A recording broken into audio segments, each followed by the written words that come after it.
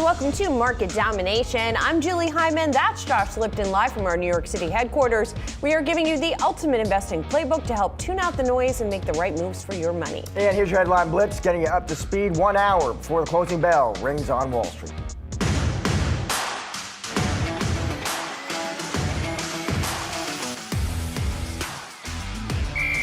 The inflation concerns are a little overblown in the short term.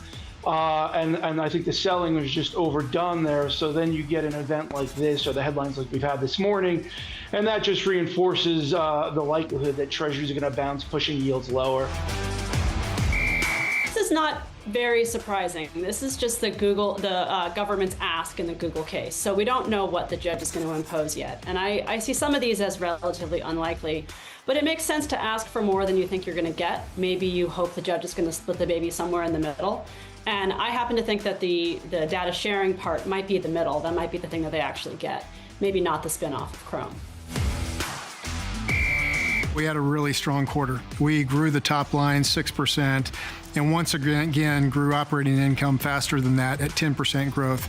And what's notable about our quarter is the growth in our digital businesses.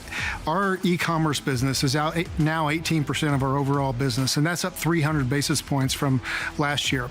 Customers have always come to Walmart looking for value, but now they're coming to us looking for convenience as well, and we're better serving them in that way. We got 1 hour to go until the market close, so let's take a look at the major averages here. Now, we started out the day in the red on concerns about an uptick in geopolitical tensions, Russia sort of signaling maybe more willingness to retaliate with nuclear weapons at the same time that Ukraine was shooting longer-term missiles at that country. But since then, we've sort of drifted up because, you know, when we've seen in the past geopolitical headlines hitting the market, doesn't always last too long. We're seeing that for the S&P 500 and the Nasdaq as well, Josh. Yeah, it's been a volatile session, as you said, Julie. Maybe not surprising when you wake up and geopolitical headlines are dominating the discussion. Now kind of clawing your way back, and the big reason there, I think, has been Nvidia, which is really popping today. Last I checked, it was up about 5%. Of course, earnings are on deck for tomorrow. The big face of the AI boom, and lots of questions about when they report and when they guide, how important could that potentially be as a catalyst to shape the overall direction of the market? Yeah, I just wanted to take a look at the 1 month chart here as well, because we did see a little bit of a dip, but really it's been climbing fairly consistently into the earnings numbers. As we talk about earnings here today, and we're showing here the Dow components, we've got Nvidia up 5%. Also, doesn't hurt that Walmart is up. That's the 1 month. But if you look on the day, on that company's earnings, on a forecast that is seen by the street as strong, up about 3.7%. So that's also helping matters. Taking a look at the sectors in the S&P 500, we've got energy down the most along with financials. We've got tech and real estate, interestingly, and communication services that are up the most today. And then let's talk about crypto for a second, shall we? Because look at, I love how these are weighted, and obviously Bitcoin is the biggest one here, pushing up to another record.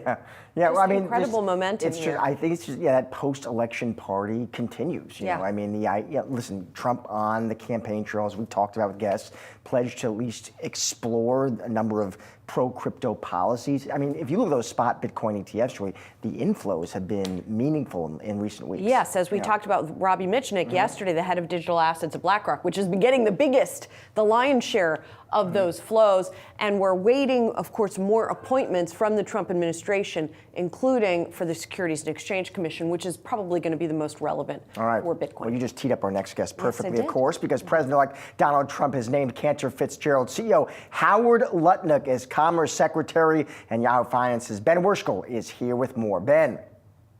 Hey guys, so a couple kind of winners and losers from this news today, which Trump made official just a few minutes ago. A big winner, obviously, is Howard Lutnick himself. This was a guy who a few weeks ago was sort of being described as essentially the personnel manager for the transition, and now, as somebody put it to me, he's pulled a Cheney and is sort of gotten one of the top jobs in administration. He wanted Treasury, so he wanted a bigger job, but this is a pretty prominent role. Second winner is tariffs. How Trump announced this today is pretty notable. He said, I'll quote it, Howard Lutnick will, quote, lead our tariff and trade agenda. And he's also going to have direct responsibility over the Office of of the U.S. Trade Representative. So that's sort of close in my mind to almost a tariff czar that he's going to have. And this is a guy who's been really outspoken on this. He's talked during the campaign about how the 1890s were great because there was no income tax and all the revenue came from tariffs, which, by the way, Trump agrees with. A third one I'd add, just since you had it on the board, was Bitcoin. Lutnick has been sort of very pro-Bitcoin, and so he's expected to have a role there. A couple that it's a more mixed case. One is the case for kind of disruption at Treasury. As I mentioned, Lutnick wanted to be Treasury Secretary. He didn't get that job.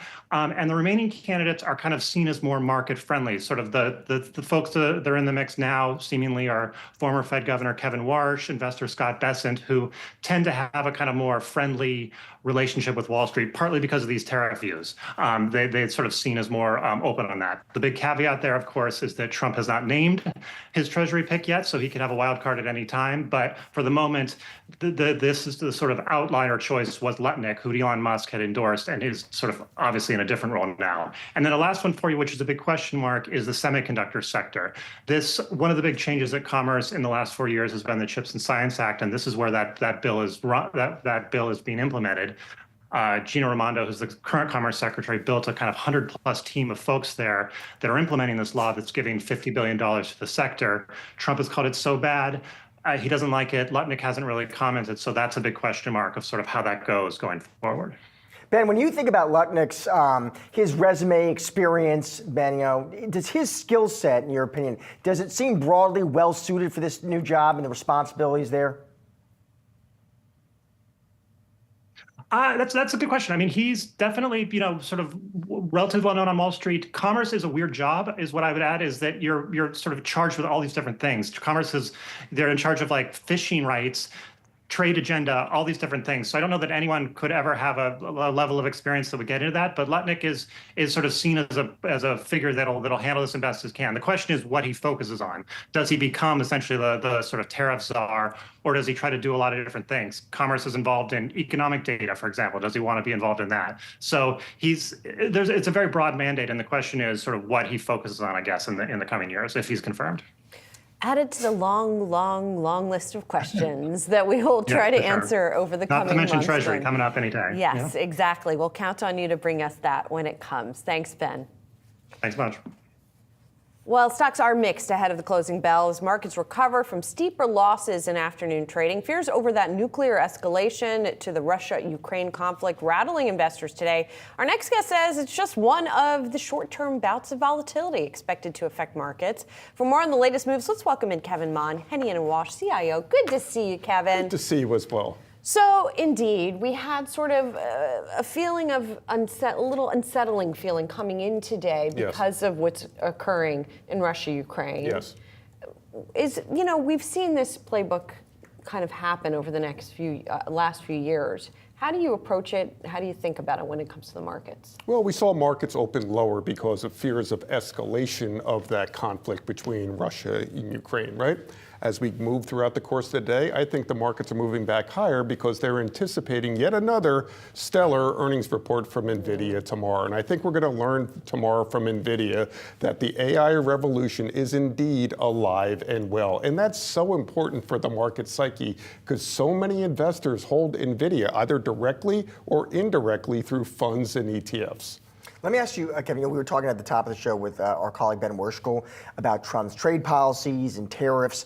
How as a market strategist are you trying to think through tariffs right now? I mean, do you think, listen, you sit tight until you get more clarity, or are you already thinking, listen, there's certain sectors and names that maybe I don't want as much exposure to? Right. I think I'm in a similar position to the Federal Reserve, at least on this front, as I'm waiting to see the details on these tariffs. Will Trump's bark be worse than his bite as it relates to tariffs, or is he going to use them as a negotiation ploy? And if in fact, which by the way, just to bring up Howard Lutnick, when I've heard interviews with Lutnick, that's how he talks about them as a kind of bargaining chip. Yes. We're going to hit you with tariffs the way you hit us, unless you back off. And hopefully they don't even have to impose them. But if they do impose said tariffs, what countries and what goods and services? I think tariffs tariffs in this day and age, Josh, are very different than tariffs 2-3 decades ago, as the American consumer now can turn to other choices, be a lot frugal, shop online for goods and services, and not necessarily just pay those higher prices as a result. So I still have an open question mark as to how inflationary these tariffs would be if, in fact, these tariffs get put in place. But the Fed is concerned. I'm potentially concerned. So it is a wait and see game right now. Well, and like I was just saying to Ben as well, there are just so many questions about fiscal policy right now. Both, if personnel is policy, we don't know if these picks are going to get approved. We don't know who Treasury is yet. We don't know how tariffs are going to play out, if they are going to be, So there are so many questions on the fiscal front. Are you more tentative with your strategy than you normally would be? Or is there enough underpinning from the fundamentals that it's okay? Boy, is that a great question. So over the short term, I see more bouts of volatility ahead, given the uncertainties that we've already discussed, whether it's with respect to the Trump transition, tariffs, the military conflict over in Russia and Ukraine right now, and of course, what the Fed is going to do or not do next month. That's a great deal of uncertainty. But once we move through the next couple months, and once the Fed continues upon their declining interest rate campaign and inflation continues to moderate, boy, am I optimistic for stocks and bonds over the next 2 years. But there's going to be some bumps in the road along the way for sure. Kevin, you mentioned the Fed. Next month, let's say, as you put it, what they do or don't do. Let's say they pause. How do you think the market reacts to that? I hope they react well. I think the Fed should cut again. In fact, I think they Why should do you have say cut that, Kevin? Well, I think we're at a point right now, based upon the Fed's own projections, not my projections, where they believe economic growth is going to slow to real GDP this year of 2% and then stay at 2% all the way through the end of 2026. They believe unemployment's going to rise to 4.4% from where it is right now. Not my forecast, their forecast. So if that holds true, perhaps we should become more accommodative to ensure that that economic slowdown doesn't get into a recessionary territory. With that said, though, I think they're going to adopt a much more gradual pace. I would not be surprised if they did, in fact, pause in the December meeting and perhaps have quarterly 25 basis point cuts next year and in 2026 until they get to their neutral rate of 2.9%. Okay, so put it all together strategy-wise for us at sectors that you might be looking at or sectors you might be avoiding. Even if you're a long-term bullish, are there places that you are going and aren't going? There are 3 areas of the market that I saw great momentum in heading into this election, and I think will only gain steam in the Trump administration. First, of course, aerospace and defense. How many times do we need to be reminded that we need to replenish, upgrade, and modernize our defense and security solutions? On the modernization fronts, Kratos. They do the drone technology, unmanned systems, and satellite systems. Boy, is that a convenient and modern way to actually engage in military conflict in the future. And then I think of another area like healthcare. I know healthcare doesn't seem like an obvious play for the next 2 years at least, but I'm talking about small cap biotech, where all the innovation is taking place right now in the field of medicine. And large cap pharmaceutical companies that continue to have their profit margins pressure are going to have to be acquisitive and likely acquire those innovative healthcare solutions from these small cap biotech companies whose FDA approval process may get sped up over the next 2 to 4 years. And then lastly but not least, and I know we talk about this every time I come on with respect to the AI revolution, the need for power as it relates to powering all these data centers that are the backbone and the nervous system of the AI ecosystem. Where do you look for that power? From utilities, big old boring utilities, whether it's electricity, natural gas, or now, as we're finding out, nuclear power. And there's a utility based in Michigan called DTE Energy that does just that. They supply electricity, natural gas to their customers in Michigan, but they also own the Fermi 2 nuclear power plant.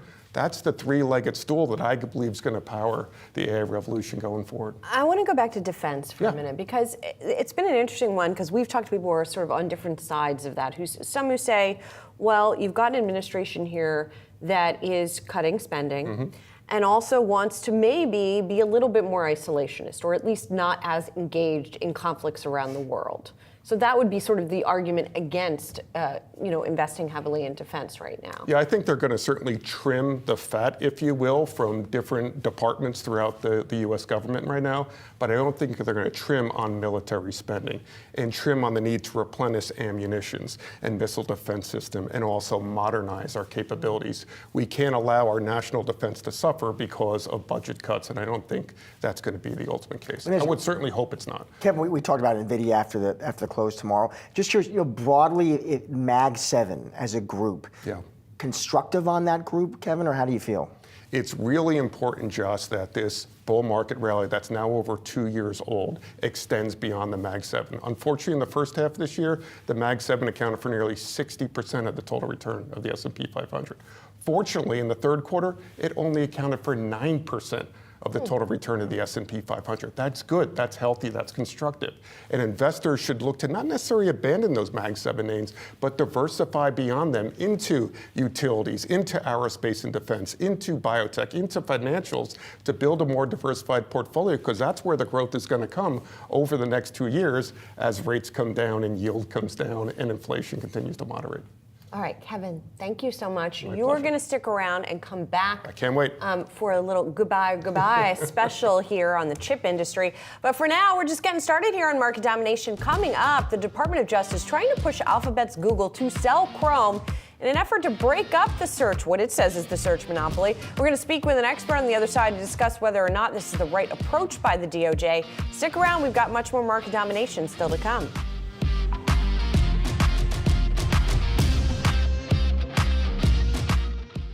Are you ready to master the markets and, dare I say, become a better leader in the process?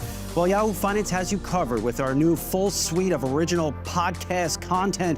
Whether you're a seasoned investor or you're just starting your financial journey, we offer invaluable market insights and strategies to help boost your portfolio, build your wealth, and make you a successful investor.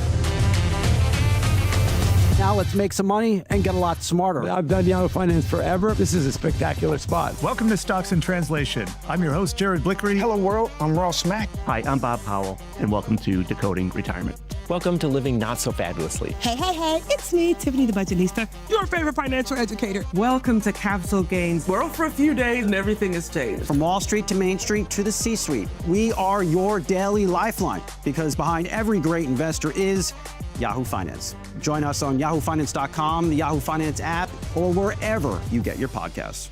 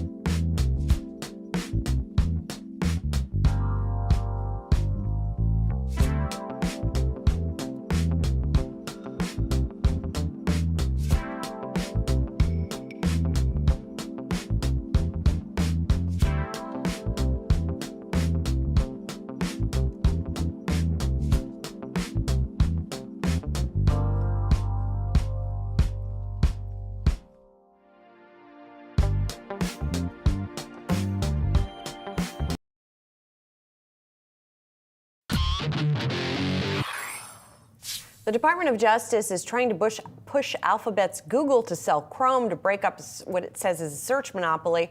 For more, we're bringing in Neil Chilson, former FTC chief technologist and head of AI policy at the Abundance Institute. At least this is according to reporting that's out there at this point, Neil. I guess, first of all, let's start with what the problem is in the eyes of the government with the way that Google is doing business right now. What is that in your view?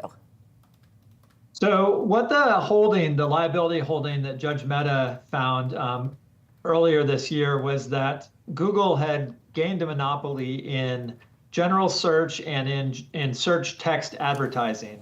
And what it said was that it had gained that through innovation, but that it was maintaining it through the use of these exclusive contracts to place the default setting on things like your Apple iPhone or in certain types of search engines, the search bar, say, of the Mozilla browser, that they would default to Google. Now, people could change that default, but what the court found and what DOJ had alleged was that paying for these default positions was maintaining Google's monopoly that it had gotten in this space through competition. And so that's the big problem. They said that these contracts are a problem. Google shouldn't be allowed to pay these companies to have the default position. And so Neil, let me ask you, if these reports are accurate and the DOJ is going to ask a judge to force Google to sell off Chrome, your take on that remedy, Neil? So the DOJ back in October, as part of the normal process, the court bifurcated the liability part where it said whether or not Google had broken the antitrust laws from the remedy part. And DOJ had put out a whole wish list of all the things that it might possibly ask for as remedies.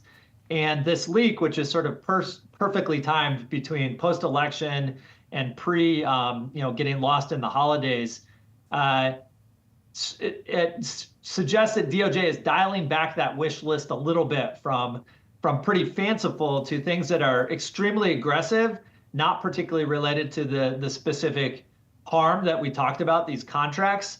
And so I think it's DOJ trying to anchor everybody to a position right now, given that there's quite a lot of uncertainty going forward. The DOJ will be under complete different leadership by the time Judge Mehta decides this. So I think of this as more of a political move to leak these, a trial balloon to say, hey, we're going to be very aggressive in this space. What does everybody think about it? Of course, the action in the first place was started under the prior administration, but as you say, the sort of enactment of it is happening now. So what do you think do you think that then an intervention would be appropriate? And if so, if this is fanciful, in your words, then what would be a more reality-based intervention that would be appropriate here? So, Google's going to appeal this case on the liability. So we are probably pretty far from any total final resolution here. But just going from the decision that Judge Mehta put out, the key problem here was these exclusive contracts. So the best remedy in this space, the type of remedy that would address what the judge saw as a competitive problem without having, potentially unintended consequences for other parts of the market, would be to restrict the ability of Google to enter those types of contracts. The problem here is that those contracts involve Google paying billions and billions of dollars to other companies, such as Apple and Mozilla. And I think DOJ, the reporting that covered these leaks about potential remedies, also discussed that a lot of these companies have been coming into DOJ to suggest what they think the right remedies would be.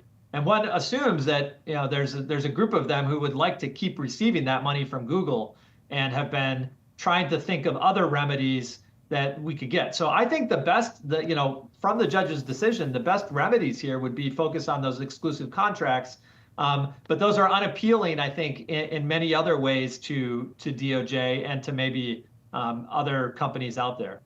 I'm interested, Neil, as you mentioned, things are about to change. Trump is moving into the White House.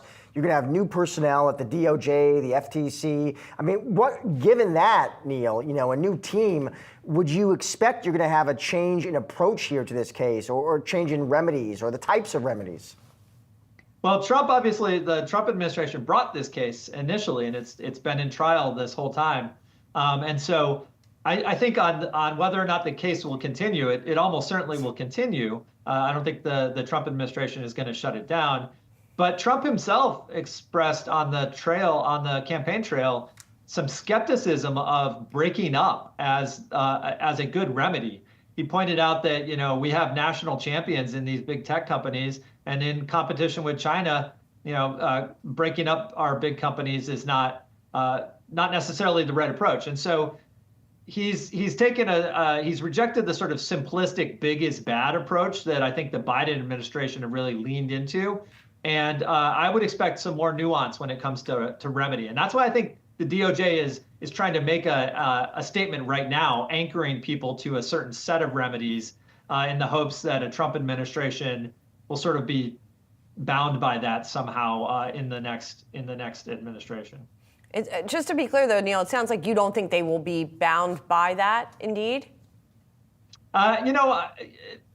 Probably not. I mean, I think DOJ is sort of testing this as a trial balloon. If it was extremely popular type of remedy, then maybe the Trump administration would look at that and say, like, okay, let's do that. But there's nothing legally that would bind them to doing this, and certainly the Trump administration can come in and make its own decisions about how it's going to run this case. Gotcha. Neil, thank you so much for your time. Appreciate it. Thanks. Time now for some of today's trending tickers. You can scan the QR code below to check out the best and worst and most viewed stocks of the session on Yahoo Finance's trending tickers page. Starting off with shares of H&R Block and Intuit. Now, those stocks are sliding as leaders of President-elect Donald Trump's Department of Government Efficiency are reportedly discussing creating a mobile app that helps file taxes for the IRS. Now, there already is a website, a free website that was created under the Inflation Reduction Act, but this would potentially make it some kind of mobile site. As we've been talking about, Josh, all of this stuff, and this was, again, reported by the Washington Post, all of this stuff is very tentative. Maybe it's somebody talked about in the meeting. But as we saw during the first Trump term, stocks are very sensitive to these kinds of reports. Yeah, they move on it. They move on these headlines. I saw the Washington Post citing sources, says the Doge panel did talk about a mobile app for Americans to file their taxes for free. By the way, a post from Doge saying our tax code too complex, must be simplified. Then Musk himself, by the way, posted on X today in response to a post about how much Americans kind of spend figuring out their taxes. Crazy idea, Musk posts. Let's simplify the tax code. So right. Front and center. And the experts that the Washington Post talked to said, a free mobile app that was provided by the government perhaps wouldn't really be workable under existing tax code because indeed it is too complicated. So you would need to first simplify potentially and then do an app like this. We'll see. Yes, we will. Moving on, Symbotic shares surging as the company provides a better than expected outlook for the first quarter. Look at the stock is up about 26% right now in today's trade. Biggest intraday gain since November of last year, though even still, this has been a tough 2024. Robotics warehouse automation company gave a forecast for total revenue in the first quarter, Julie, that beat. They are now seeing 495 to 515. The street was closer to about 495. Also reported a Q4 adjusted EBITDA beat. And that, plus some positive commentary, that sent that stock ripping. Yeah, speaking of that positive commentary, over at KeyBank, Ken Newman, the analyst there, says that first quarter forecast might be, quote, modestly conservative. He thinks the company's got stronger execution and momentum in some of their deployments of those warehouse automation systems. He also talks about Walmex, Mexican Walmart being a good opportunity for the company as it sort of expands and signs new contracts. Yeah, I saw generally positive response reaction on the street. Citi, which likes this one as well, told their clients results were strong. They talked about improved margin performance. They said the Q1 EBITDA guidance reflects some conservatism in their point. Yeah, just like the other guy said. All right, turning now to XPeng. After that company's third quarter results, the EV maker did report a narrower loss, but the shares are still under pressure today. Yahoo Finance's Prosper Money, and joining us here to discuss, I saw some concerns about pricing of the vehicles? What's going on here? Yeah, stock was up initially. Inline report, higher revenue than a year ago. Gross margins at 15%, so that's pretty good. But I think that there was concern, there was a Citi note talking about how they sold a lot of the cheaper Mona Mo3 EVs, which are around $13,000 US, I believe. And that might hurt their higher end car sales, is what I think the Citi analyst was saying. So I think that's why we're seeing that. I wasn't sure if there was any kind of Trump trade, Trump tariff situation going on there. Obviously, those cars are not here yet, but maybe there's concern about that. So yeah, you can't obviously get into these cars right now, but it's also a China market situation too. Maybe there's a lot of competition there heating up. Teslas, Neos, Li Autos of the world are all there sort of competing. So maybe that's what's going on. Also, Stellantis entry. That news is multi-energy EV truck platform. Walk us through that one, Ross. So Stellantis has a couple modular frame type platforms that they use. The STLA small for small cars, STLA medium for medium cars, these are all for EVs. But for the truck, it's called the STLA frame, a body on frame platform that can use not just not just battery electric, but also gas-powered, hybrid, and range-extending technology, which is basically use an electric motor. So you use a motor as an electric generator to power the EV. So 2 trucks are going to come off this platform, 2 Ram trucks, one a pure EV that'll get 500 miles of range, and one a range extender like this, almost 700 miles of range. People that want that added capability, they got to toast up perhaps. So Carlos Tavares, CEO of Stellantis, did a call today with the reporters, talking about how we got to meet the customer where they're at. We think we have the right approach with this sort of well-positioned for the future, because we don't know what's going to happen with what our customers want and what regulatory regime is in place, what happens when Trump comes in place, right? So they think this is the right path, whereas GM and Ford have gone totally opposite with pure EV platforms. That's so interesting. So in other words, the same assembly line can churn out multiple different versions of the same vehicle, and they can, how easy is it to switch them? They claim they can do that on the same line, right? So basically it's the same platform that just has like a spot for whatever power source that's going to be. They put the motor in there, they put the electric motor in there. The batteries are tricky because you got to put a battery kind of pallet in the bottom. So I think there's some complexity there, but they claim that, a couple of the reporters talking about how this is not exactly efficient. This is not an efficient way to build these things. And he said, well, that's sort of he said, quote, would I have liked the energy transition to happen more sooner here? Yes, but that's not what's happening right now. We have to sort of adapting. Exactly. Interesting. All right, Pras, thank you. Appreciate it. And coming up, it is the latest edition of our series, Goodbye or Goodbye. We're taking a deeper dive into 2 stocks to help you make the best moves for your portfolio. Stay tuned. More market domination still to come.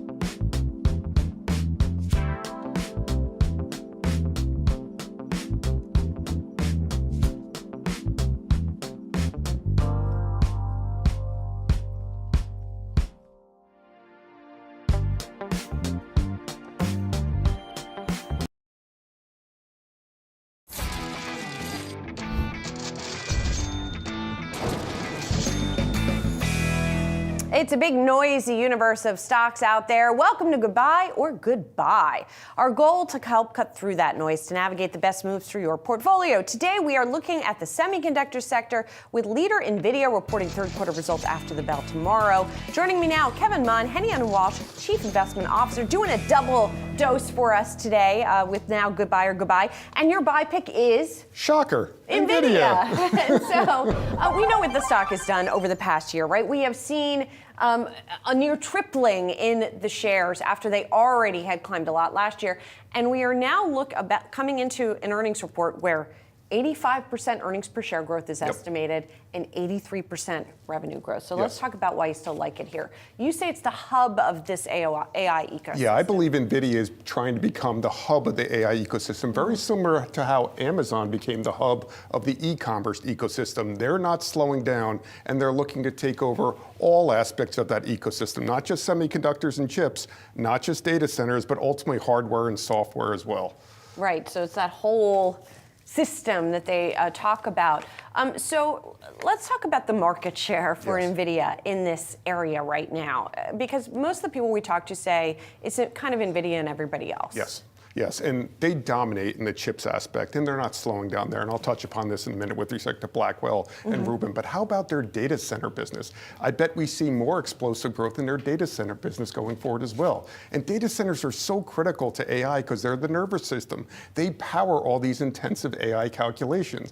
But they're getting stretched now because they have to look for alternative sources of energy, which is now delving into natural gas and nuclear energy, not just electricity. Which I know is something else you like, but that's the subject of another goodbye or goodbye. And then finally, what's next, right? Because the market is always asking that question. And so is NVIDIA. So we know next year they're going to come out with the Ultra version of their Blackwell chip that they just debuted this year. 2026, they're coming out with the new generational chip called Rubin. 2027, the Ultra version of the Rubin chip. So they're not being complacent. They're not resting on their laurels. They're continuing to power ahead, and I think they're going to continue to gain market share as a result.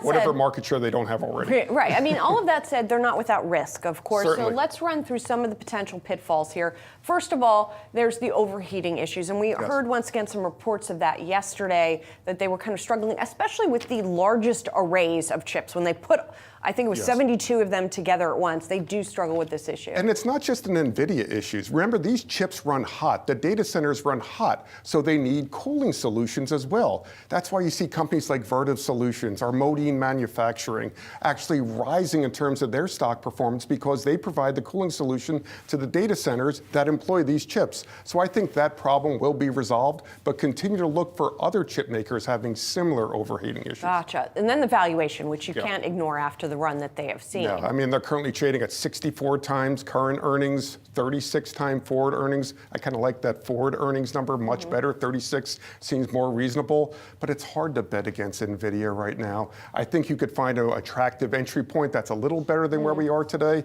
but you might not get that after tomorrow, at least over the short term. Yeah, we'll see. Although, you know, it is hard for it to surpass expectations, right? Even though you say, you know, you think they're going to beat, they haven't always risen even when they beat. And will they meet the market's expectations for how much they're going to beat this time around? How much longer can they surpass these very lofty expectations? And if just one of those earnings report, they provide weaker guidance than the street is expecting, you could see a pullback, but that could also bring more investors in who are looking for that. Like you, maybe. And you guys hold the shares, I assume. We do. Okay. We do. Let's talk about the stock that you would be avoiding here. This is Wolfspeed, another chip company. These shares are down 85% or so over the past year here, and the earnings have been falling for Yes, Wolfspeed. unfortunately, Wolfspeed is moving at snail's pace with respect to profitability, pun intended, of course.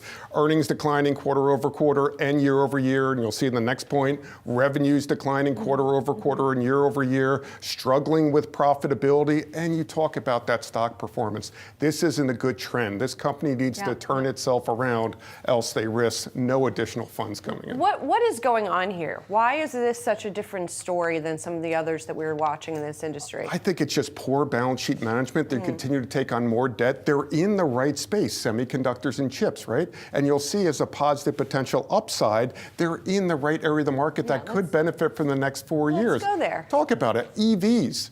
There are certain EV mandates coming down the road, and perhaps now with Musk as part of the Trump team, there'll be even more money directed towards EVs, renewable energy, fast charging stations. So if they can hang on, they may benefit over the next 2 to 4 years, but they got to shore up their balance sheet. They have to start growing their earnings. They have to start growing their sales and become profitable first. Gotcha. So this is not one that you're in at the moment. We are not. We'll be Doesn't meet our watching. selection criteria. Yeah, we'll see if things turn around there. Well, Kevin, thank you so much for My being pleasure. here. Really appreciate it. Thank you, Jules. As we ramp up for those Nvidia earnings tomorrow. And thank you for watching Goodbye or Goodbye.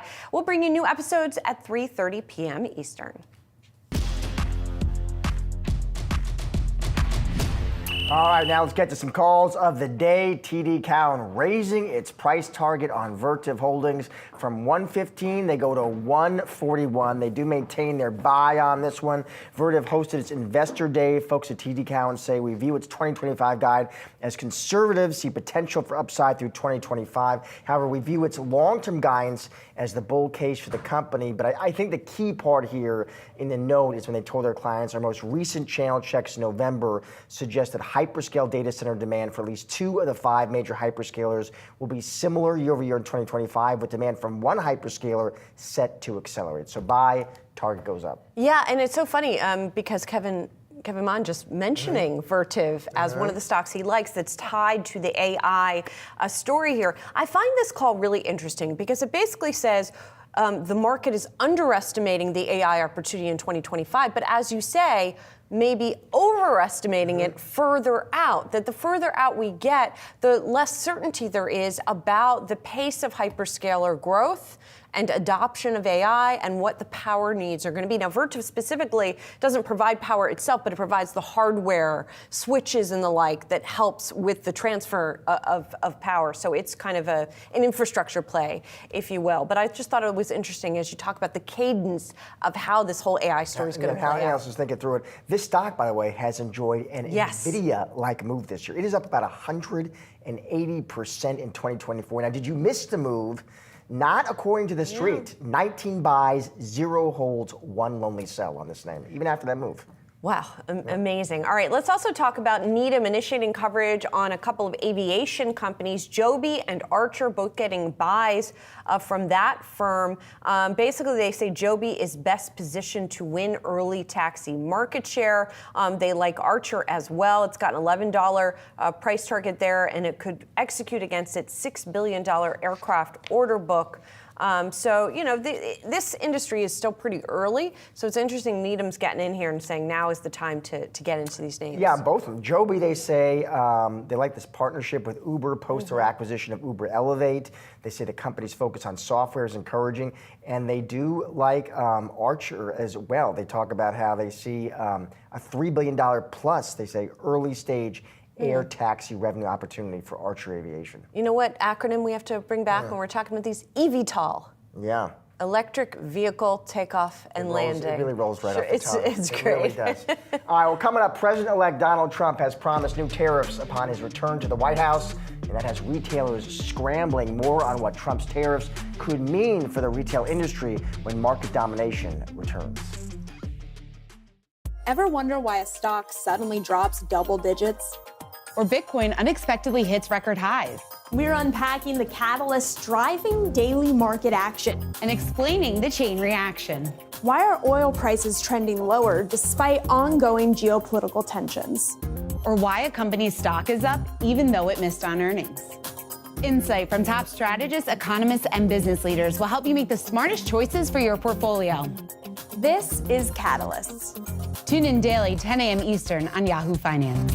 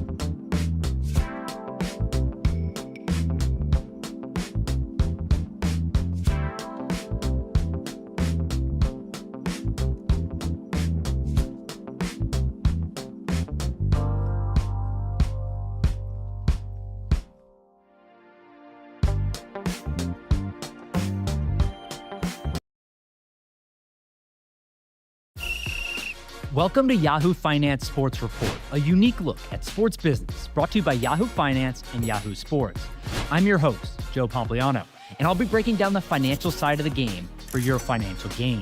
We'll go beyond the headlines, analyzing all the latest sports news, the teams, the trades, and billion-dollar deals, so you and your portfolio will win big. Catch Yahoo Finance Sports Report on Thursdays on all your favorite podcasts and streaming platforms.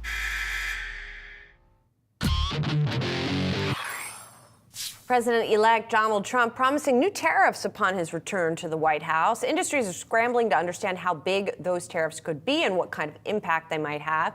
And perhaps no sector is under threat as much as retail, which could see prices skyrocket potentially. Here's what Walmart CFO John David Rainey said about the possibility of more tariffs earlier today on Yahoo Finance. Well, look, we've been living under a tariff environment for 7 years, so we're very accustomed to that. I'll remind you that 2/3 of the items that we sell are made, grown, or assembled in the United States.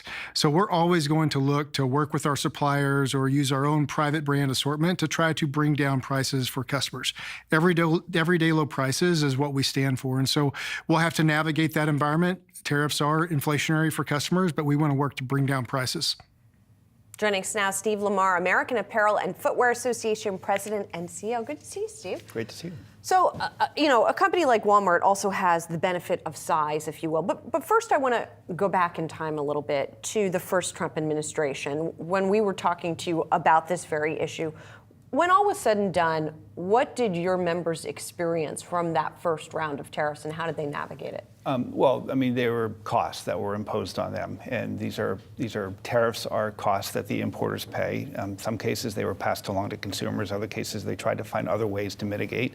When they could find alternative sourcing, they would move out of China and look for other countries to the extent they could come to the United States, but there really aren't that many options here. We don't have the scale and capability or the skill set even to really bring the production back to the U.S. So they looked for other ways to do it. But by and large, what you saw was tariffs being imposed on products that ultimately, in many cases, made their way to consumers in the form of higher prices. And so Steve, what are retailers doing now? How are they trying to position themselves? Well, there's really no good options. I mean, if you kind of look at what the proposals on the table, and again, these are just proposals. Nothing's been in effect yet. 60 to 100% tariff on products coming in from China. In our space, that's about 40% of all the products that come in, and then 10 to 20% on everything else, right? So if it's an effort to get you to move out of China, well, you move out of China, but then you're moving to other countries where there's also tariffs. As I said before, locating production back to the U.S. at that level of scale isn't really an option. Many companies would like to do more, but there just simply isn't that capability to do that. And so now they're trying to figure out, what kind of steps do they take in the short term? Maybe there's some long or medium term things. A lot of it has to do with helping determine whether, is the administration going to do all that stuff? Are they going to exempt free trade agreements, for example? And if they do, then maybe free trade agreements become an opportunity to source and to not encounter these tariffs. You were saying it would be difficult to reshore that production. Does there need to be something like the CHIPS Act for other industries, like the apparel and footwear industry, where there could be that kind of reshoring could be incentivized, for example? Yeah, there's a lot of ideas that are on the table. One of the really cool ones that we're looking at, or that Congress has proposed, is to try to create more incentives for circularity, right? So using used clothing, right? Taking that used clothing, turning that into new fabrics, new materials, and then repurposing that, whether that's made in the United States or exported and then made somewhere else. So there's a lot of ideas that are in place here. We actually have one really cool concept, something called the Berry Amendment, which requires all military uniforms to be made in the United States from U.S. materials. A really great idea. We're looking to strengthen that. Ironically, one of the biggest suppliers under that is Federal Prison Industries, the U.S.'s own federal prison factory system. So even systems that we have in place that would seem to work, we have a number of obstacles that kind of prevent those from working as effectively as they could. Have you crunched the numbers, Steve, or even seen estimates where, let's say, Trump imposes the tariffs he's talked about, the impact on retailers' bottom lines? What kind of hit that would actually mean for earnings broadly? Is it 5%? Is it 10%? Have you seen that? I haven't seen it on individual retailers, but sort of kind of the good news scenario here is it's sort of a shared pain. It would hit everybody. We're not talking about certain companies or certain countries. I mean, obviously China more than other countries, but we're really talking something that's across the board, right? And we're talking about something that's across the board. In our industry, 98% of our fashion is imported, right? So when you look at that, that's something that's really going to affect pretty much everybody. Everyone's going to be in the same boat. So that shared pain concept is going to be something that we're all going to have to manage. And unfortunately, you can't really have the concept of high tariffs and low prices. You can't hold those two contradictory views at the same time. So we're going to do our best to work with the new administration to make sure they understand it, that if they want to do this, it's going to not only come at the expense of lower income Americans, but it's going to be new tariffs on top of a tariff structure that already is regressive and, get this, misogynistic. The tariff structure that we have in place right now, it's 95 years old. We have higher tariff rates. The U.S. government charges this higher tariff rates on products for women than products for men. So like a woman's sweater might be 14% tariff and a men's sweater might be 12% tariff. We should be fixing that rather than putting more tariffs on top. Well, okay, maybe I'm going too far afield now, but as somebody who used to live in Europe, where the approach to clothing is quite different, you spend more and you have less, and it lasts longer. Whereas we, fast fashion, which has also taken hold there, but fast fashion dominates our apparel buying habits in this country. I mean, I don't know how you would make cultural change, but if you did those things, would that help with some of these issues? Absolutely, and in fact, there's a lot of work that's being done right now. California just passed legislation called extended producer responsibility that's going to kind of do a better job of collecting old clothing and then turn that into sort of circular textiles. A number of other regulatory initiatives that are underway. And so one of the things we should be looking at as an industry is figuring out how best can we inject sustainability, how best can we inject some of this more responsibility into it so these products last longer, they're made from recycled materials. We hit all of those sustainability efforts, not how best can we avoid new tariffs that are coming in place. It's the wrong conversation that we're having right now, unfortunately. Steve, as you talk with the Trump team, obviously there's real sharp disagreements. So are there areas of common ground you can kind of work through?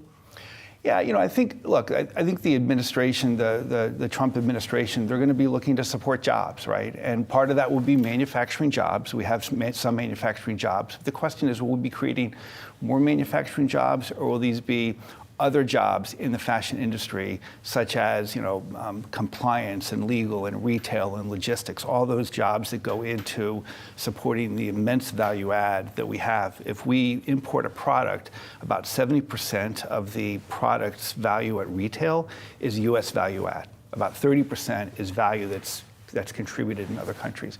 So as we talk about that, the question is we want jobs and we want affordability. And there's a way we can do both, but tariffs is probably not the best way to do that. All right, it's a big topic. Steve, thank you so much for dropping by. Thanks so much. Think through it. Yeah.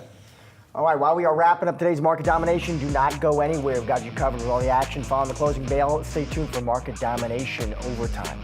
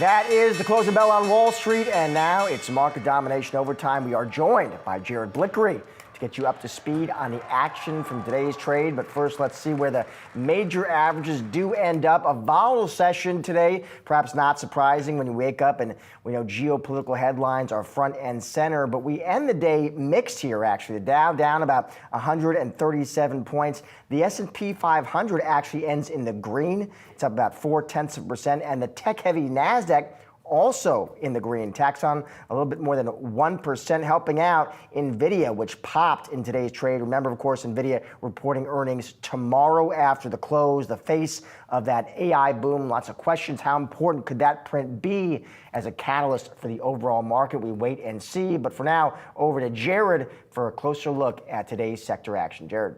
Thank you, Josh. It was a mixed market today, and not just a mixed market on low volume, low volatility. We had some movement. You're going to see the Dow down about 28 basis points. That's 120 points. Not a lot, but the Nasdaq was up materially. That was up 1%, as you said, Josh, led by Nvidia. Also want to show you what's going on in small caps. Russell 2000 up a little bit. S&P 500 equal weighted index. Interestingly, that was down about 0.25%, while the S&P 500 itself, market cap weighted, was up 0.4%. Let's go over to sector land to see. And we do have a split market, and I'll put our sectors up here. Tech was leading the way. That's the Nvidia story that we were talking about. Financials and energy, those were leading to the downside. Those are two of the best performing sectors since the election. XLY is another one. You can see I just circled it there. That was up about 7 basis points, so somewhat just treading water today. You can see most of the day it spent right around the flat line there.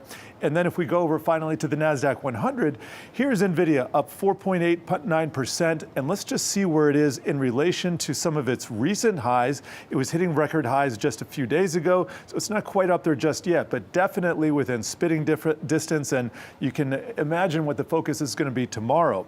Also seeing some strength in Tesla, Amazon, Alphabet, Meta, all of those up more than 1%. In fact, Tesla up more than 2%. So is Netflix. But then if we switch it over to the Dow, we're seeing, aside from the left-hand side, more red than green on the right-hand side. And so that's a story of some of these smaller stocks just seeing a little bit of selling. United Health is down 2%.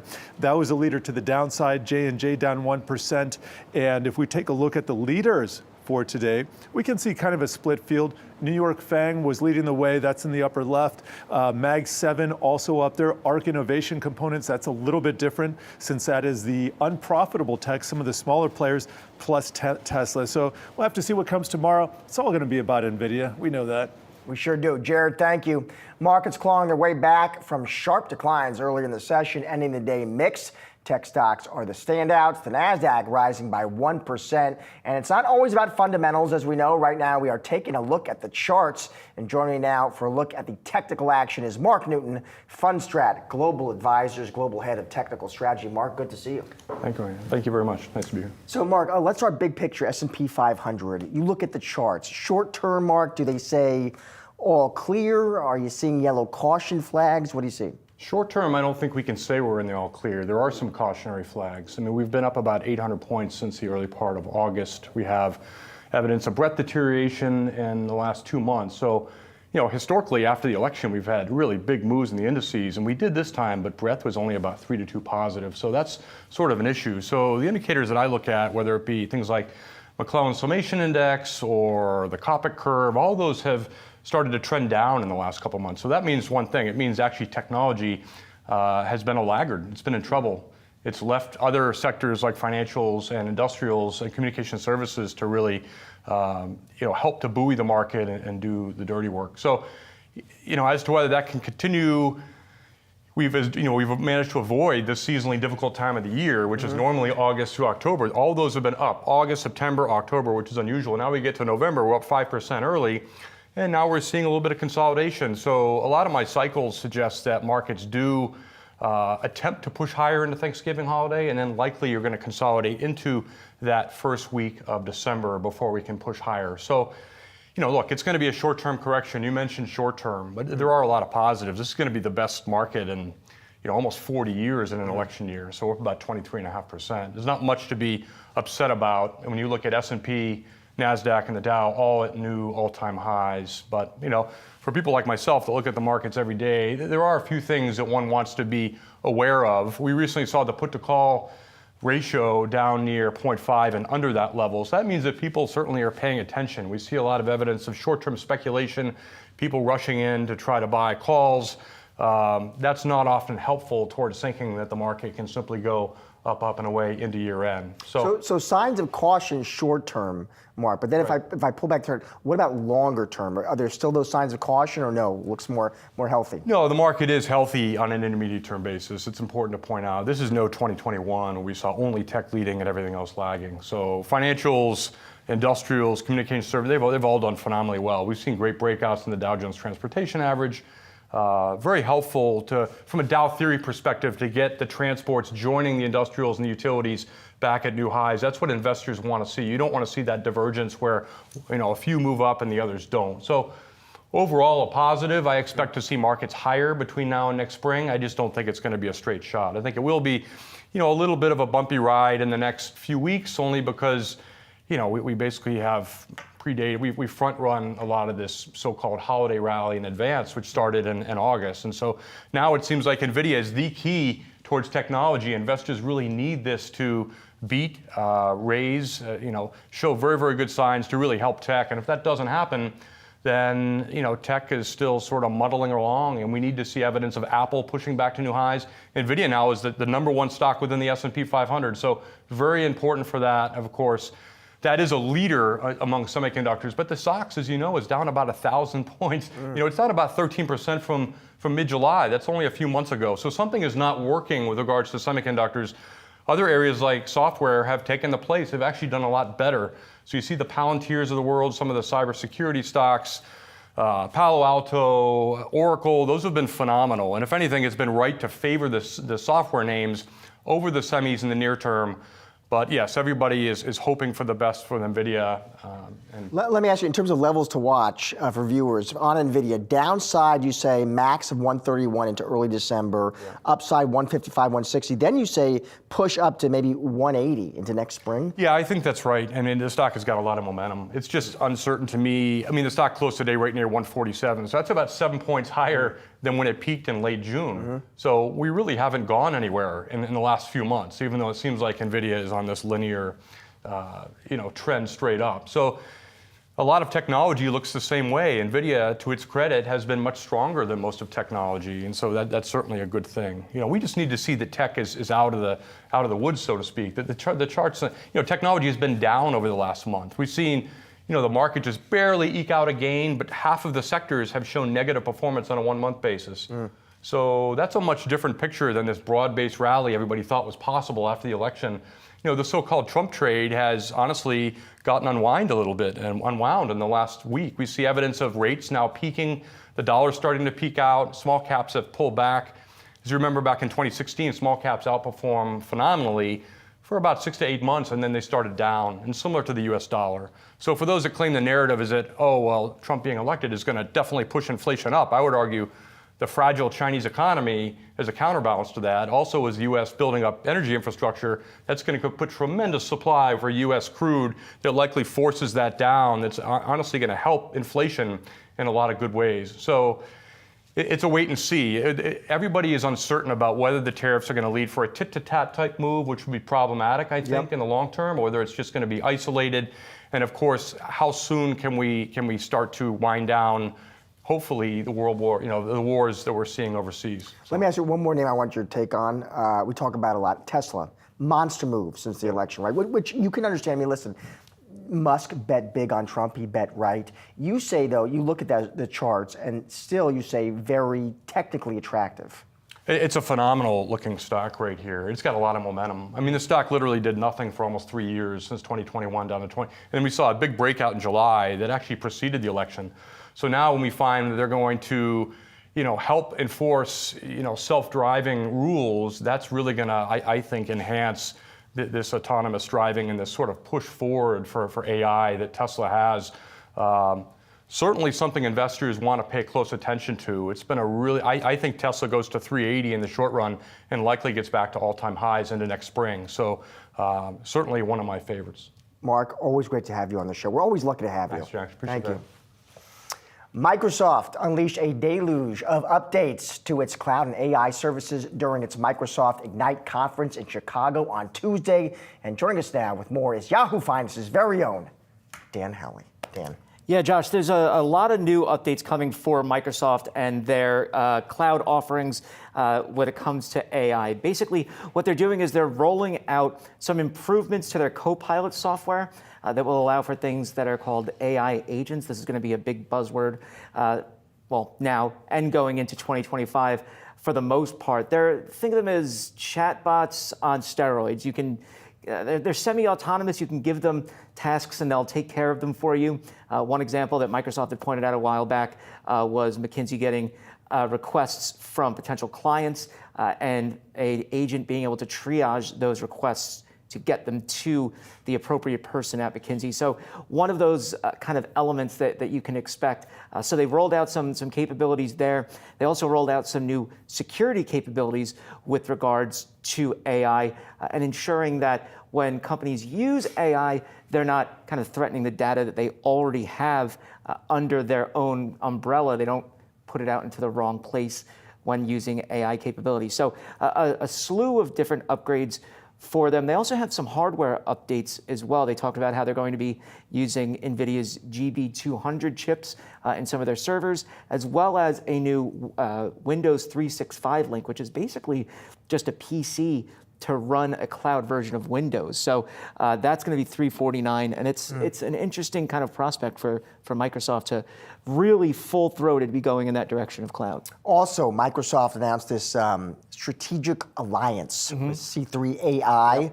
Walk us through that one. Yeah, so they're going to be doing a couple of different things. They're going to say they have technical integration, product development, basically aligning their roadmaps together, providing delivery of different goods through their different channels, joint sales and marketing, and then the availability of C3 AI Enterprise AI through Microsoft's Azure. And so these are going to be kind of the kind of team ups that you start to see when it comes to AI overall. C3 AI and Microsoft have already worked together. This is kind of a strengthening of that bond between them, but obviously it sent C3 AI's shares soaring today on the news. So I think it's just more exposure to the customers that Microsoft has and vice versa.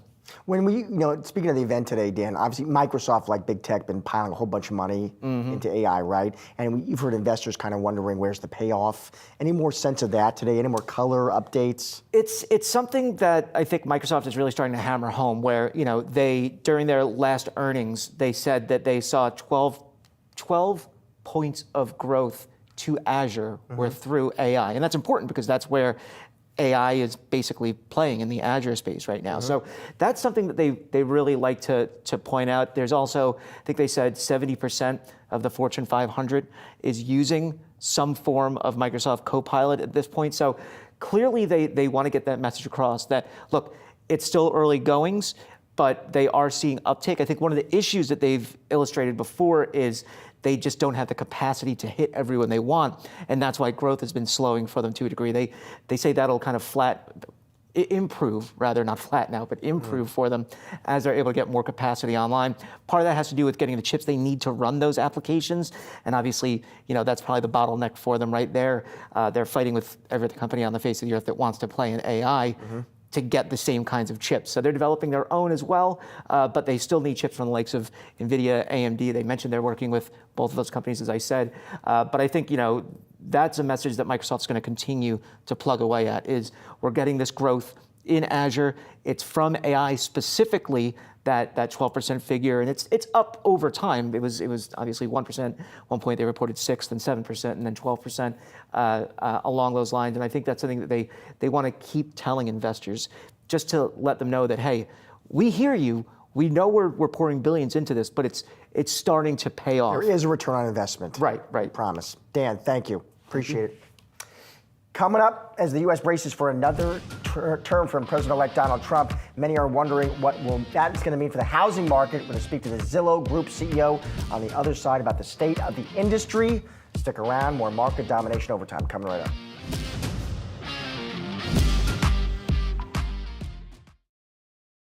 It's a jam-packed hour focusing on the biggest movers and shakers on Wall Street. This is market domination, and here, every day is game day.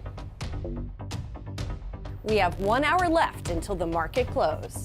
It's game time for investors to make their final plays. The clock is ticking, and we've got you covered with our quarter-by-quarter playbook. We're bringing you in on all the market action.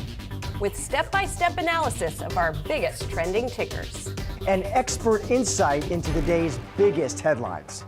We'll bring you the closing bell and get you to the finish line. This is Market Domination. Tune in daily from 3 to 4 p.m. Eastern.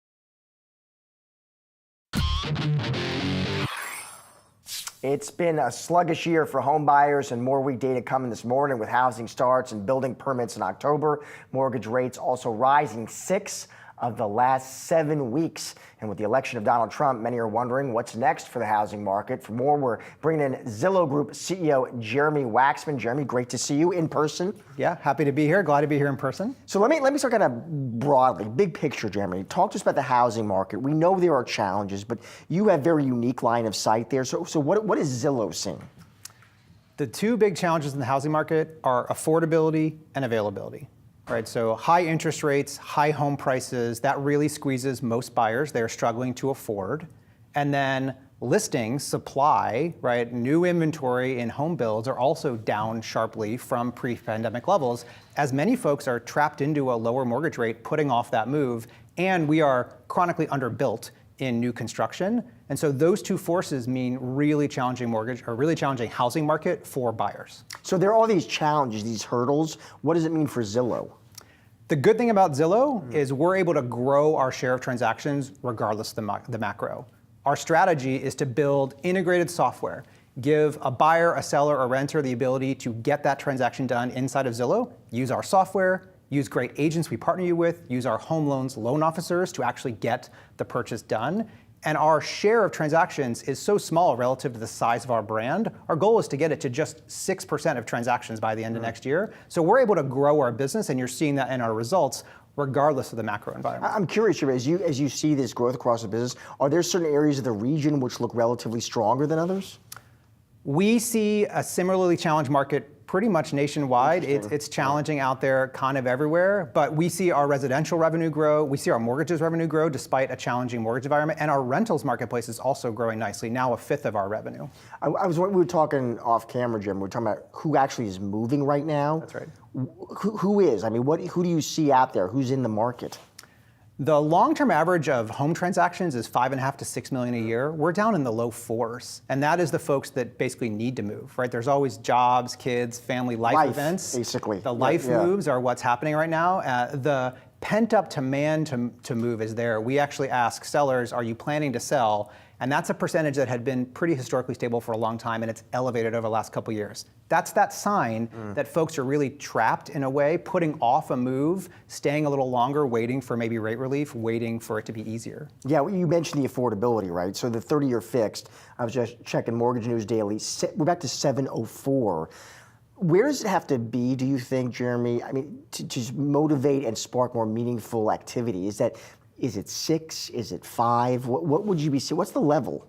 I think the challenge with that question is the level changes the longer we go with higher mortgage rates. The folks who are waiting are going to eventually just make the move and deal with a higher rate. And we see that now. While affordability is challenged, folks are moving, and we're helping them move, right? Our mortgage business, we're growing originations 80% year over year in a challenging mortgage market. That's helping first-time home buyers, trade-up buyers, get their financing lined up and actually get that transaction done. So folks are getting it done, even though it's a challenging market. You quickly mentioned rentals. I just want to double tap on that, Jimmy. What are the trends, the themes you're seeing play out there? Yeah, rentals as a business is a great one for Zillow. It's now a fifth of our revenue. Many folks don't realize that. We are the largest rentals network in the country. The challenge for renters is they can't find all the supply anywhere. There's no national database of rentals, right? So Zillow set out to try and bring as much of that supply to one place as possible. And we now have the most listings, and we have great tools so that renters can shop, they can apply for a place, they can sign a lease, they can even do rent payments all on the Zillow platform. That's driving this huge audience coming to Zillow to shop. That's now driving rental property managers to want to advertise to that audience. So while the for sale market is a challenging headwind from a macro standpoint, the rental market, you see a lot of tailwinds, and you see a lot of advertisers looking to fill their vacancies with demand. Zillow, being the largest rental audience, is helping them meet that goal. Let me ask you, Jeremy, final question. So Trump is moving back into the White House. Let's say he calls you, Jeremy. Trump calls you and says, Jeremy, what do I need to prioritize in terms of just U.S. housing policy? You say what, Jeremy? Yeah, I mean, I can't comment on the policies that will come, but as we talked about earlier, availability and affordability are the challenges, and we are chronically underbuilt as a country. So supply. We authored a playbook called the Build the Middle Playbook. It's about policy, it's about zoning reform to help not just build more, but build more affordable housing, because more stock coming online will lubricate the market broadly and will affect all parts of the market. It was just on that campaign trail, you heard both candidates talk about supply. That's right. It was a theme. Jeremy, thank you so much. Thanks for having me. It was great to see you. That is going to do it for today's Market Domination Overtime. Be sure to come back tomorrow at 3 p.m. Eastern for all of your coverage leading up to and after the closing bell. But don't go anywhere. On the other side of the break, it's Asking for a Trend. Got you covered for the next half hour with the latest and greatest market-moving stories so you can get ahead of the themes affecting your money. Stay tuned. Are you ready to master the markets and, dare I say, become a better leader in the process? Well, Yahoo Finance has you covered with our new full suite of original podcast content. Whether you're a seasoned investor or you're just starting your financial journey, we offer invaluable market insights and strategies to help boost your portfolio, build your wealth, and make you a successful investor. Now let's make some money and get a lot smarter. I've done Yahoo Finance forever. This is a spectacular spot. Welcome to Stocks in Translation. I'm your host, Jared Blickery. Hello, world. I'm Ross Mack. Hi, I'm Bob Powell, and welcome to Decoding Retirement. Welcome to Living Not So Fabulously. Hey, it's me, Tiffany the Budgetista, your favorite financial educator. Welcome to Capital Gains World for a few days and everything has changed. From Wall Street to Main Street to the C-suite, we are your daily lifeline because behind every great investor is Yahoo Finance. Join us on yahoofinance.com, the Yahoo Finance app, or wherever you get your podcasts.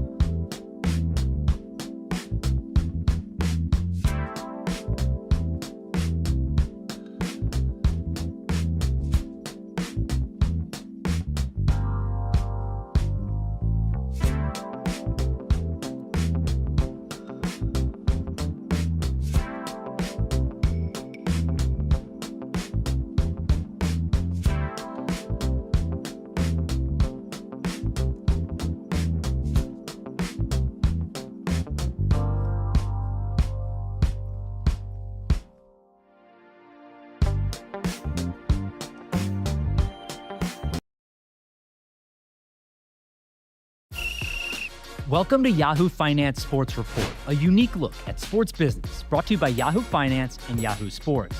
I'm your host, Joe Pompliano, and I'll be breaking down the financial side of the game for your financial gain. We'll go beyond the headlines, analyzing all the latest sports news, the teams, the trades, and billion-dollar deals, so you and your portfolio will win big.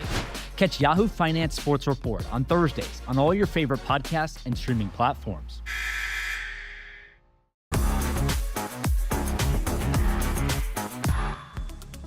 Hello and welcome to Asking for a Trend. I'm Josh Lipton, and for the next half hour, we're going to be breaking down the trends of today that'll move stocks tomorrow.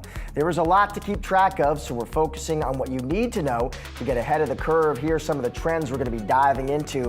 A turnaround on Wall Street as the major averages shake off concerns about an escalation between Ukraine and Russia. Nvidia driving the Nasdaq as the chip giant gears up for earnings tomorrow after the close. We've got the takeaways of the trading day, plus a closer look at how the Department of Government Efficiency could actually work. I'm going to be speaking with someone who worked on a similar effort in the Clinton administration. We've got the expert insight straight ahead. And Qualcomm CEO Cristiano Amon is here. He's fresh off the company's Investor Day, his take on the state of business and what a second Trump administration means for Qualcomm. Well, Trump naming Elon Musk and Vivek Ramaswamy to lead his proposed Department of Government Efficiency. But this is a trend we have seen before with former President Bill Clinton, which was called the National Performance Review. Our next guest actually directed that program under former Vice President Al Gore. And joining us now is Elaine Kmark, Senior Fellow at the Brookings Institution. Elaine, it's good to see you on the show. So let's talk about this Department of Government Efficiency, Elaine. It's going to be headed up by Musk and Ramaswamy. The point here is a smaller, more efficient government. You know, what's your take on this, Elaine? Is this a worthwhile effort, in your opinion, that could lead some real results? Oh, absolutely. And we haven't had a massive look at the federal government since the Clinton administration. So that's 30 years ago. 30 years ago, we were able to cut 426,000 workers from the federal payrolls. We were able to slash regulations. We were able to fix problems in various departments. So we had a record there. And a lot of the things that we did 30 years ago are now standard operating procedure in the government. So it's time for another look. But it has to be a realistic look. And so far, there's not a lot of realism in here. When you say a realistic look, Elaine, what does that mean? You know, drill down on that for us. Okay, let's drill down. The entire federal government each year spends about $6.1 trillion. Most of that money, more than half, is spent on what's called mandatory spending. That means it's Social Security payments, it's Medicare payments, it's retirement payments for veterans, et cetera. So you can't touch that unless you want to raise a great big political stink, which guess what? I don't think Trump really wants to do. I mean, I don't think he's going to be wild about cutting Social Security payments or anything like that. So that takes more than half out of there. Then you've got interest on the debt, and then you've got 1.7 trillion left for what we call discretionary spending. That is the military, that is the FAA, that is the Justice Department, that is the Education Department, that's HUD, that's all the rest of the government. Now, Musk has said, and Ramaswamy have said they want to cut $2 trillion. Well, that's more than the entire federal discretionary spending. So what you have to ask them is, what are you going to cut? What are you going to do without? And this is where the devil is in the details. Do you think, Elaine, I've heard some folks say, you know, what you should really target is the regulatory state, that if you really target that, you're going to find some good meat, plenty of government waste, duplication, inefficiency. What do you make of that argument? Well, it's not in the regulatory personnel. I mean, that's where this goes a little fluey. We should be looking at regulations. There is no doubt. There's no doubt that we should take a look at permitting and all this stuff. But that doesn't cut bureaucrats. That doesn't save money. The number of people who are involved in administering the regulatory state is really small. It's bupkis compared to the money that's in the federal government. That's a different exercise than cutting the government. And I think until you understand that, we did that twice. We did that with federal regulations, and we did that with internal agency regulations. It's a very good thing to do. They did a little of this in the Bush administration. They did some of this in the Obama administration. So it's a very good thing to do, but it doesn't save you $2 trillion, and it doesn't cut 80% of the workforce. Well, I'm with you, Elaine. We don't want bupkis, Elaine. I mean, that's not going to cut it for anybody. Hopefully we're going to get more of that. Let me ask, there was some interesting sort of news today about the U.S. tax code. I don't know if you saw that. And in fact, the Department of Government Efficiency actually posted on X a couple of days ago about the U.S. tax code, Elaine. They were saying it's too complex. Americans are spending too much time preparing and filling out their taxes this year. Is that the kind of thing where, hey, maybe some smart people get together and you could see greater efficiency there? Oh, absolutely. I mean, you can. And we did a lot of that 30 years ago. 30 years ago, guess what? You couldn't file your taxes online. Okay, so we did a lot of that, and now that's standard operating procedure for most people. There's a lot that can be done to simplify the tax code, but again, the devil is in the details. So what about charitable deductions? That always is one that people run up against. What about the state and local taxes? I mean, there's a lot of things that when you go into simplification, people don't like. So it's a worthy goal, absolutely. Again, it's not likely to save you $2 trillion. You know, one issue, Elaine, to end on this is we sort of know, don't we, and I think you touched on this, but I want to double tap on it. We really know what the big issue is here. You know, it's big spending in our entitlement programs, but the fact is you do not hear politicians on either side of the aisle. In fact, Trump said, we're not going to touch Social Security. We're not going to touch Medicare. I mean, and that's the issue, right? Until you really begin to address that, I'm not sure how much you're really addressing the fundamental problems here with our fiscal challenges. Everything else is bupkis, right? Everything else is small. And when you look at what is in everything else, I mean, there's this sort of notion around that the federal government is filled with people who push paper. Well, let's start with the Federal Aviation Administration. Let's start with air traffic controllers. There's about 1,800 air traffic controllers in the United States now. They land our planes safely and let our planes take off without crashing into each other. Do you really want to cut the number of air traffic controllers? I don't think so, because you do that and all of a sudden the flights get canceled, flights are late, people are furious at you. I mean, we've seen that movie before. Look at the number of Border Patrol agents. They're in that discretionary pot. There's about 19,000 of them. How is Donald Trump going to make good on his campaign pledges to stop illegal immigration if he's cutting Border Patrol agents? So the whole notion is a little screwy that somehow in this 1.7 million, there are huge savings, and that you can cut that by as much as 80%. You can't. And I'll quote a former congressman here, Barney Frank from Boston, who said, "The fat in the federal government is like the fat in a good piece of steak. It's marbled through the piece. It's not in one place. And if you try to just lop it off, you're going to cut muscle as well as fat." Elaine, great to have you on the show today. Appreciate your time and insight. Well, you are welcome. Nice to talk to you. U.S. stocks closed mixed as Wall Street shrugs off Russia-Ukraine tensions. Yahoo Finance's Jared Blickery joins us now with the trading day takeaways. Jared. Thank you, Josh. Let's tee up number one here. We are looking at an election day rally that has continued, and I'm going to show you exactly what I mean here. The S&P 500, the Russell 2000, they shot above their prior highs, and this is a 3-month chart, by the way, on after November 5th, and this was what we saw the 2 days after, that huge gap up right there. Then we came up, and then we came down, tested the prior breakout level, and we have accelerated off of that. That's a very common pattern that we see, Josh. So in other words, we broke to new highs, came back down to support the old breakout level, and then we took off again. Russell 2000, very similar story. Dow, not so much, but even the Nasdaq here is looking pretty similar. So the rally seems to be intact. And what I like is what's happening in the dollar and also bonds. So let's go to the 10-year T-note yield first. This is a 3-year chart. And let me put a line on here, and I will put this in a year-to-date format, and we can see we are just kind of rolling over. It doesn't look like much, but we've stalled out near these highs for about a week or so, and it looks like the market wants to roll over. We have negative divergences. Don't have time to get into that exactly, but I'm going to show you a similar setup on the Dixie, which is the US dollar index. So my general thesis, and I've said this many times, watch the dollar.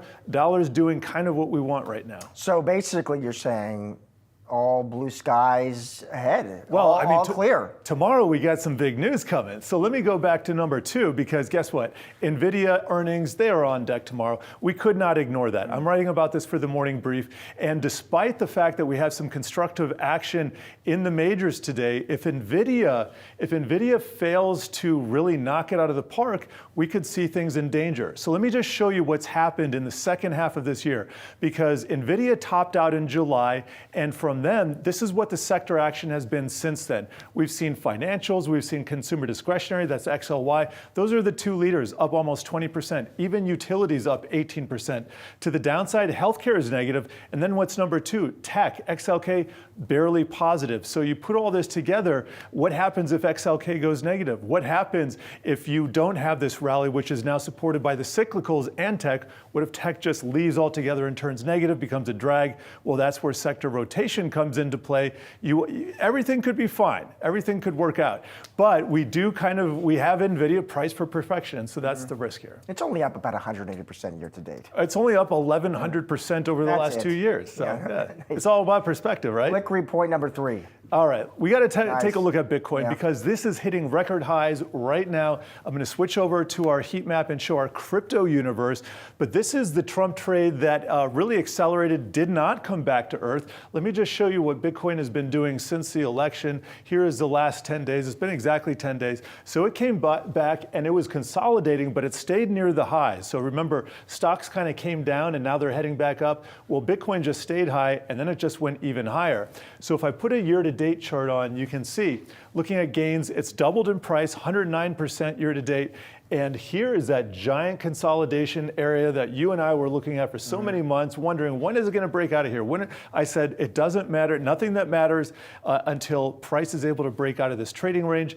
Finally did. And you might use the logic, all right, is it going to come back down to support? You don't want to see it come back down that much. That would be a little bit too much. But I think 90,000 is a good support level here. 100,000 is in sight. Let's not get too excited. Interesting, too, you look at those spot Bitcoin ETFs, how the inflows impressive in recent weeks. You know, the inflows have been impressive, but what I also like about Bitcoin, it's not always about the ETF flows. It looks like there's been activity in the spot markets, and I'll just show you something else. Over the last 10 days here, and I'll sort by performance, we can see it's not just Bitcoin. We have, 10 days? Yeah, we have a lot of other tokens that are just flying higher, and this kind of breadth, that breadth works in crypto too, breadth is what you want to see in a bull market.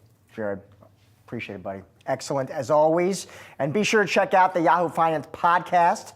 That would be Stocks in Translation. That's every Tuesday and Thursday at 8:30 a.m. And here's a quick look at the latest episode as Jared sat down with the CEO of Grow My Bag TV, Eddie Jackson. There's a long list of names. There was one person who I just did an article about who decided to take herself out of the running. And that's the exact reason why you should make her take the job. And it's Hester Pierce. If I was looking at replacing somebody, I think she has the most pragmatic approach to regulating crypto. And so I would absolutely convince her to take that job. So SEC commissioner already. What's her background with crypto, or do you just think that she would be a friendly voice or what kind of regulatory voice here? I think from her perspective, it's not that she's necessarily pro crypto, which I think she kind of is, but it's more that she takes a pragmatic approach toward regulating anything. So you don't just enforce for the sake of enforcing. And in terms of crypto, my view is, why are you going to enforce when you haven't even laid out, the parameters by which these companies who've been knocking on your door, can operate?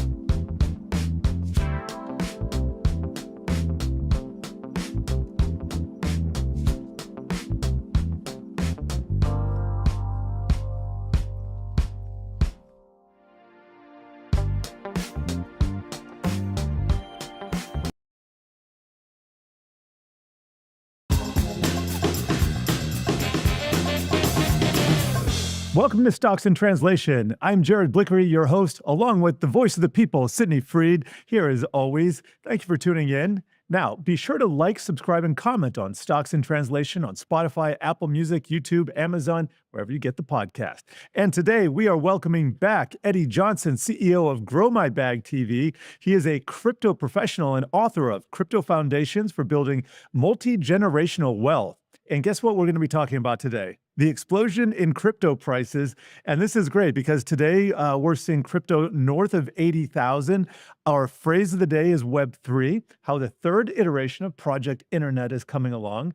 And this episode is brought to you by the number 2.86 trillion. That's the total market cap of all crypto, going up, by the way, minute by minute. And it's a record, which brings the crypto market cap to 75% of Nvidia's. All right, we got to start with what's happening here. I got to say, crypto has really exploded since the election. We're looking at highs of 74,000. Now we're at 85,000 less than a week later. How high do we go here in the short run? Short run, easily $100,000. I'm thinking 100,000 possibly this week. I'm definitely thinking 1.5 million by the end of 2026. So 1.5 by this week, or 100,000 by this week. That means by the time this episode airs, we might be at 100,000 already. And this is great for our word of the day because.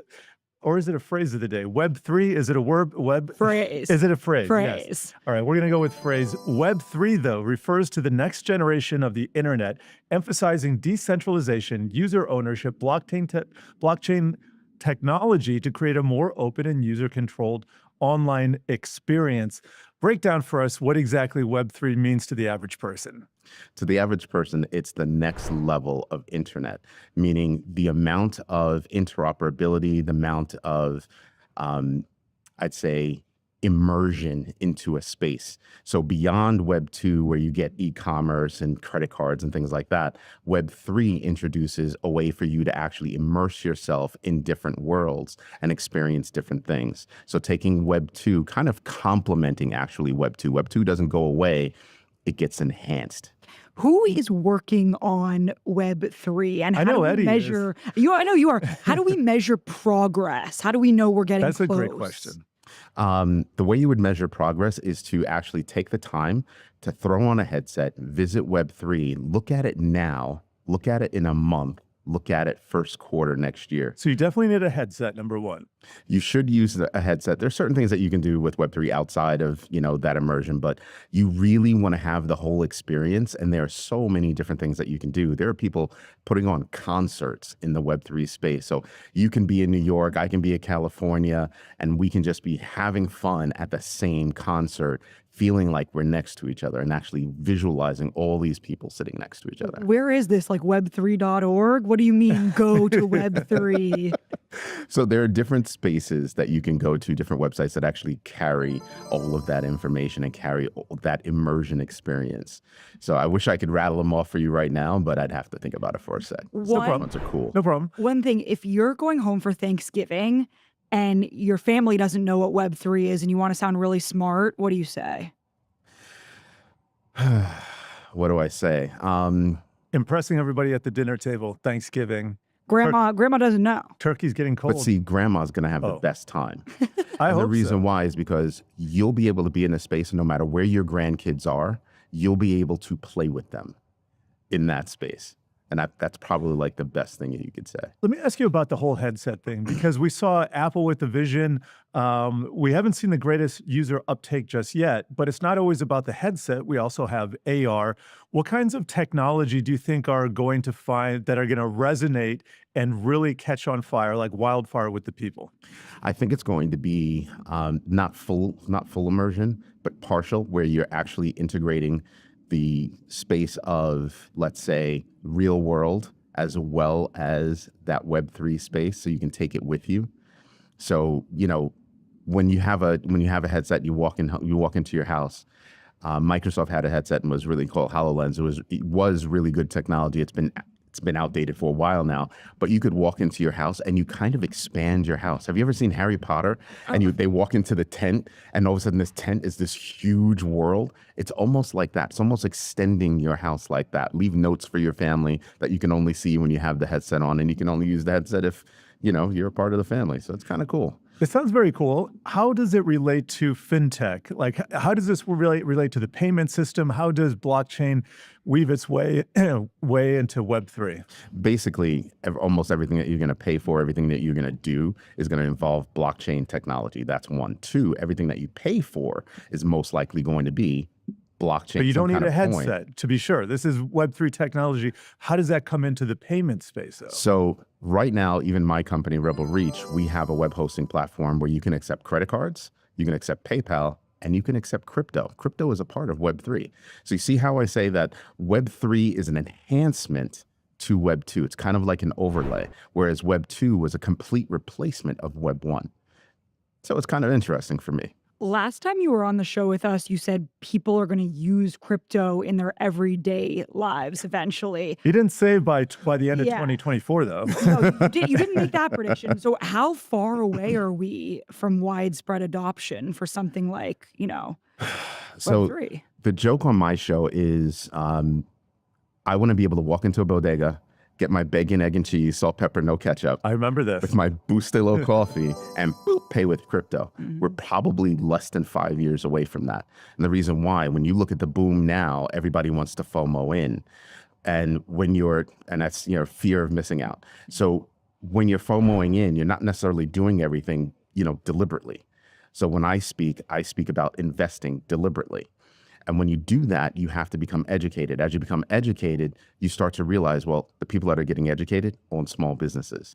Those small businesses have websites. Then they start to realize it doesn't cost me that much more to accept crypto, and the value of crypto is going up. Let me get in on this. What are those fees? Like, what would the fees be? And how do you to- hedge yeah. that volatility risk? It's up to each and every single business. That's why we consult those small businesses to try to figure out, well, what kind of risk are you willing to take? Because the same way you see crypto going up, let's say 10%, you could see that crypto go down by 10%.